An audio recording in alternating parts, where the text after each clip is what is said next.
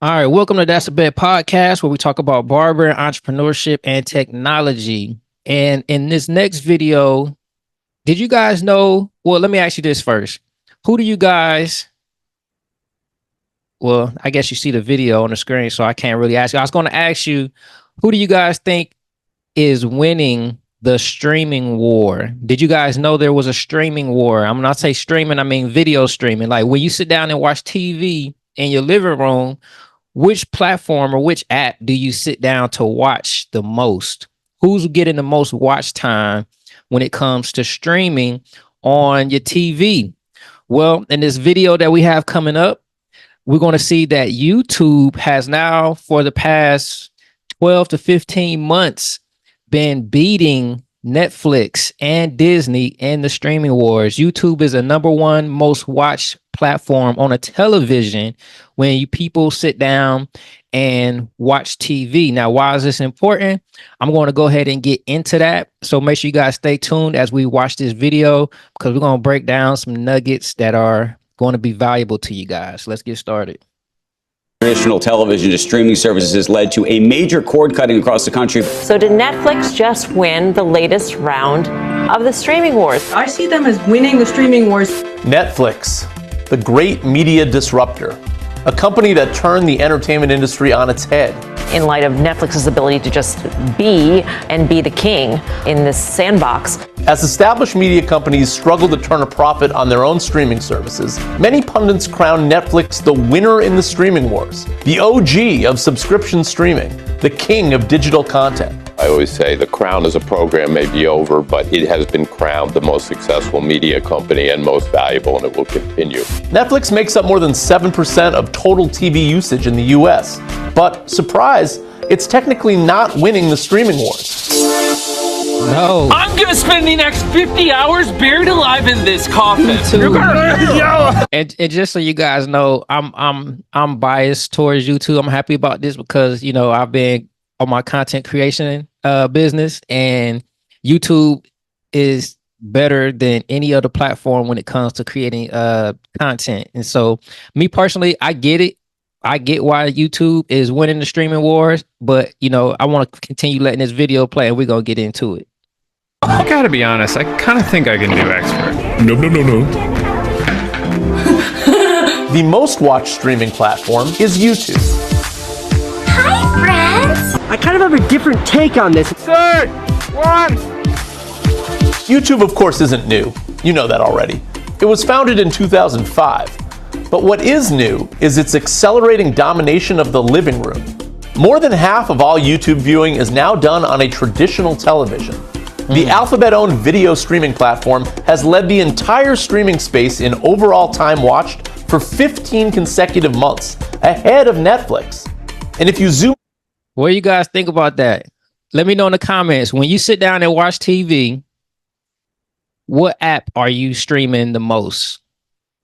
Is it YouTube, Netflix, Amazon Prime, Hulu, Disney, Tubi? You know, Tubi got some of those Tubi flicks on there that I love to watch sometimes, but you know, you gotta give it a break sometimes because it can get crazy. But YouTube, the reason why YouTube is winning is because they are open access. You know, they're somewhat like a social media company, but they're not a social media company. They are owned by Google. They're the second largest search engine.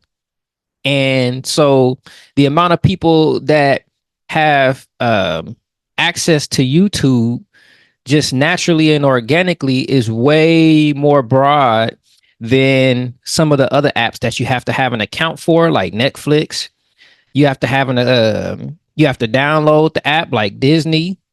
You know, it's just crazy how broad YouTube is. And, you know, they service a multitude of different types of creators. And so that's the reason why I personally am building my business, my media business around YouTube, is because it's kind of like that thing when, imagine if you have a waterfall and you have water coming off of a cliff and the water is coming down the waterfall.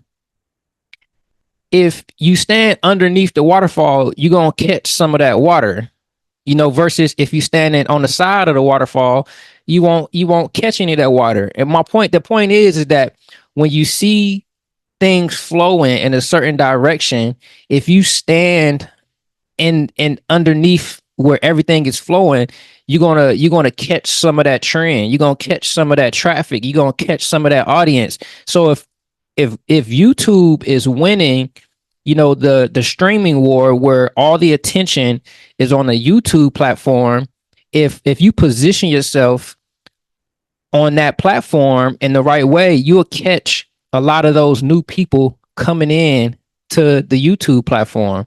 And it's not saturated. There's tons of room for growth and new people still coming on to the platform. So let's continue getting into this. I'll be interested to see what you guys think about this. Out to the entire TV world, we're talking cable, broadcast, and streaming. YouTube is still watched more than every other media company's platforms other than Disney, which owns Disney Plus, Hulu, ESPN, ABC, and other cable networks like FX and Nat Geo. So let's keep that in mind now. So when we see it's right now is July 2024, and we're going to continue to watch this over the next several months, and we're going to see if YouTube ends up passing up the Walt Disney Company in terms of streaming. Because right now they have the Walt Disney Company at 11.5%, and they have YouTube at 9.6%. It doesn't sound like that's a lot, but let's continue to monitor that, because we might be able to position ourselves in our businesses, based on how these numbers look. Whether we're talking Disney Plus or Hulu or Paramount Plus, you look at who's still growing the greatest share year over year.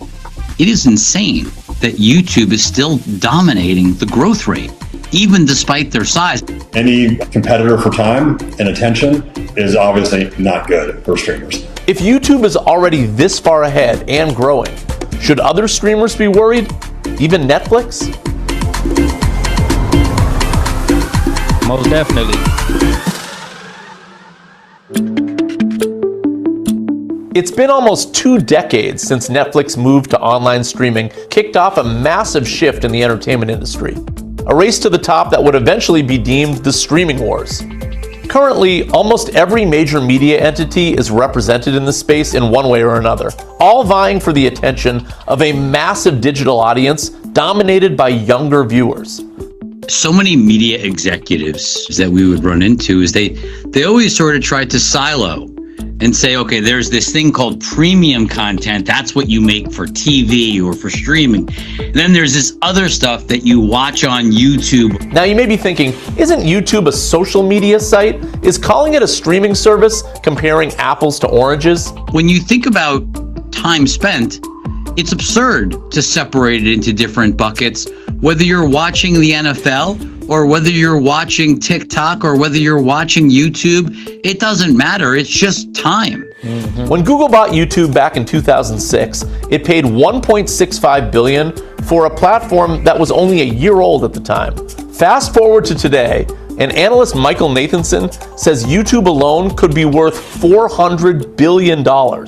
That's not only worth more than Netflix, it's worth more than Disney and Comcast combined. But YouTube...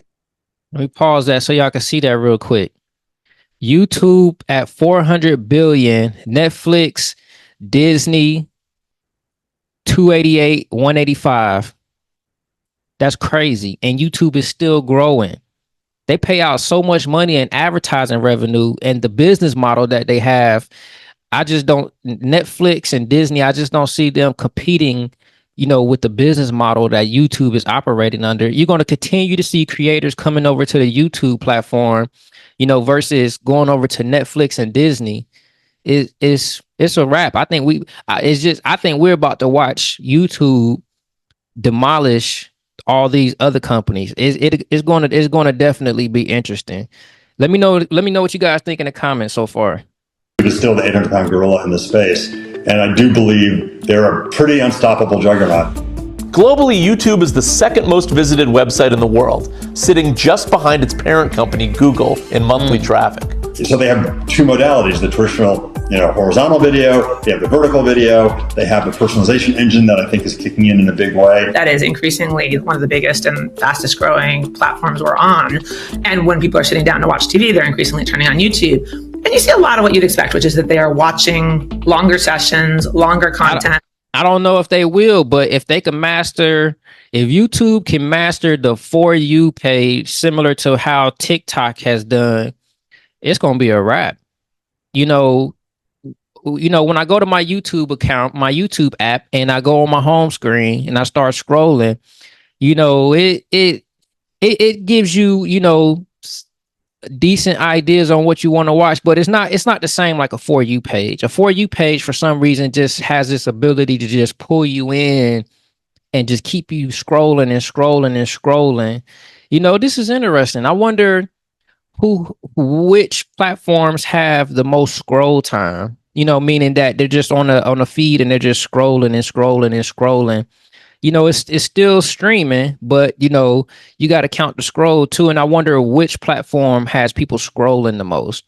YouTube, I don't know if they're winning the scroll on the scroll. They're definitely winning on the stream, because you got longer form content. That's the difference. On TikTok is short form and on YouTube is long form. So people are going to watch YouTube a lot longer, but there's probably scrolling a lot longer on TikTok. So if YouTube ever masters that For You page and begin to take some of that scroll count and bring it over to their platform, it's a wrap. A lot of our biggest creators are starting to make longer content for the TV explicitly. More than 1 billion hours of YouTube content is watched on TVs every day, with 150 million connected TV viewers tuning in each month. The amount of YouTube creators who say the majority of their watch time comes from TV climbed more than 400% in just 3 years. We're not talking about your mobile phone, your laptop that I'm sure you see your kids using all the time, but on the biggest screen in the house, the TV, 25% of the streamed content is coming from YouTube. Every executive has to be paying attention. Another major factor behind YouTube's success is the cost, or lack of it. While younger audiences have shied away from $100 per month for cable TV, nothing is more appealing or user-friendly than free. YouTube makes a lot of money because they keep it free. The minute you put up that wall, a literal paywall between the product you're trying to push and the people you want to push it to, people aren't going to care. And see, that's what I was telling somebody about Netflix. Some of my clients, well, actually one of them, he's an investor in Netflix. And, I was trying to explain to him how the Netflix model, where you have to pay for a subscription, versus the YouTube model where you get to watch YouTube videos for free. The business model that Netflix is operating under, I don't believe is sustainable. It can't compete with the free model, where you just allow people to put content on the platform and then you split the ad revenue with businesses that are running ads on the content.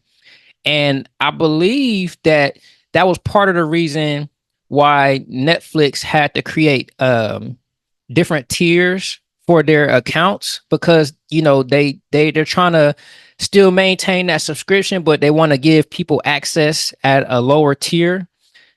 And look at people like Tubi.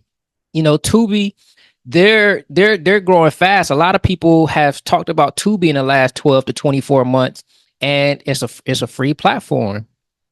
It's a free platform. That free business model where you allow people to upload content or watch the content for free is, I don't see how companies that have a paid subscription can compete with that type of business model. It just seems like it's not going to work out for the long run. So it's going to be interesting. Let's see where this continues to go. Us to YouTube's other secret weapon.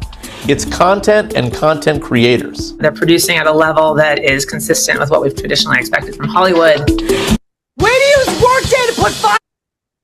I'm gonna go ahead and let this ad play, and I don't want to end this video yet because I want to continue. Finance and HR on one platform. You're a rock star, Steve. Guys, can you keep me down? I'm working.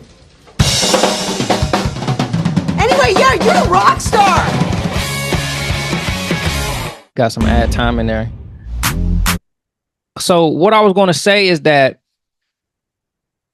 content creation, I've done a couple videos on content creation. It's taking over.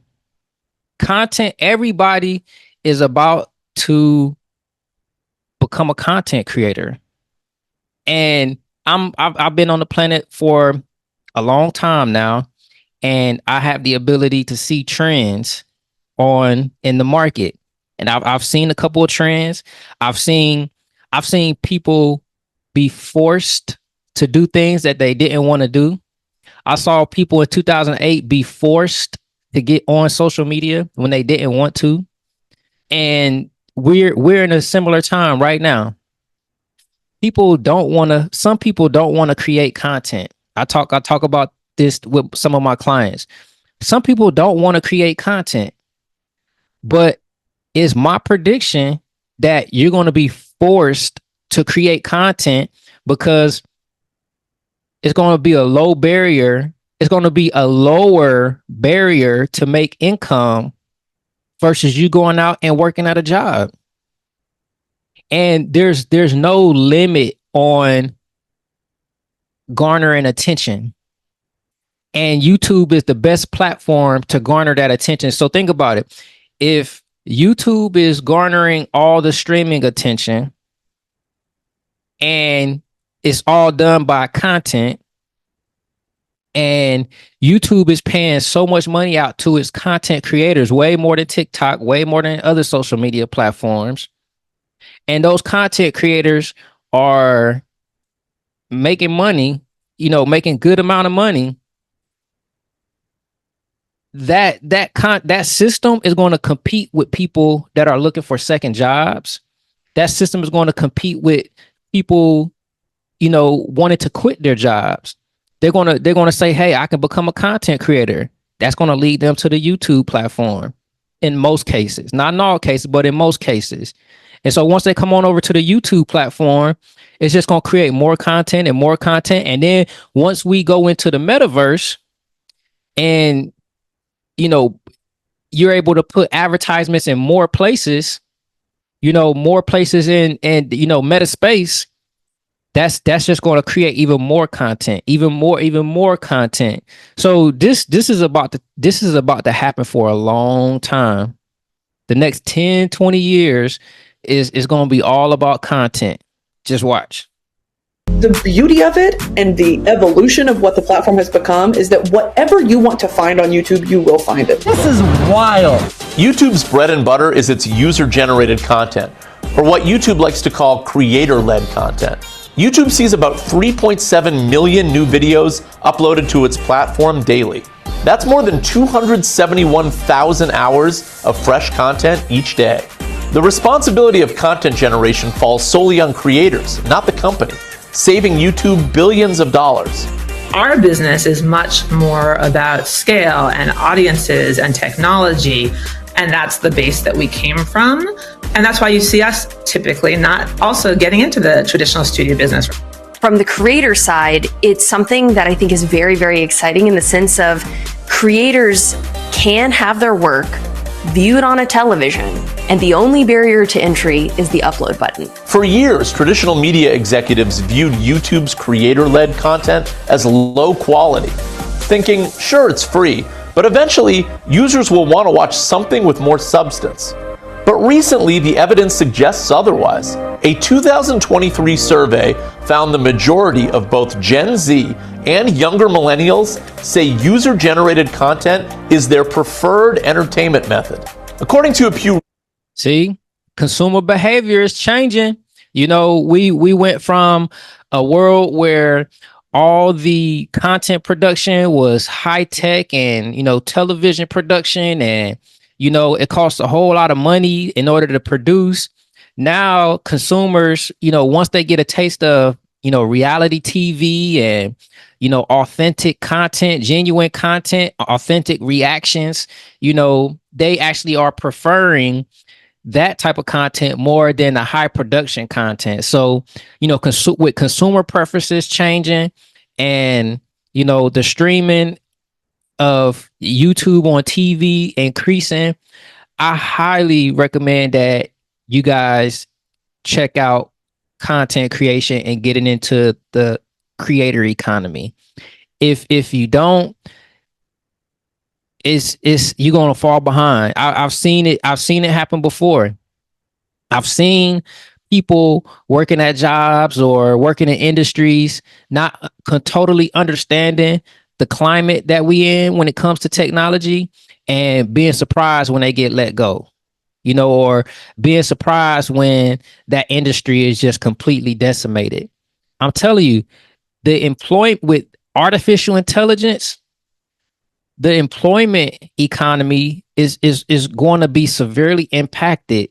And one of the best ways to prepare for that is to become a content creator, to go into the creator economy. And it doesn't just have to be video. It could be written content where you're blogging, creating articles. It could be audio content where you're doing podcasts, even though research is showing that video podcasts are outperforming audio podcasts. So you want to keep that in mind. But stepping into that space will be so valuable to you guys, and you won't regret going into the creator economy, because all the Gen Zers, creator economy.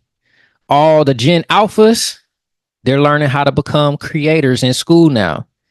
So make sure you guys stay tapped in, man. I hate to see you guys, especially older millennials or people that's Gen Xers, lose out on your opportunities and, not be able to retire. And think about when you become a content creator and you go into the creator economy, there's really no such thing as retiring, because all we're doing is creating content, and depending on what style of content you create, you're just picking up a phone. There's no high production cost involved in it. And, from research, it shows that people like authentic content that's not super duper highly produced and a whole lot of editing and jump cuts and different things like that. So make sure you guys stay tapped in, man. I hope this video was helpful to you guys. If it resonated with you, make sure you hit that like and subscribe button. Check the description. Make sure you check the link to my mastermind community so you can tap in. We can talk more about becoming a content creator. And until next time, I will see you guys in the next video.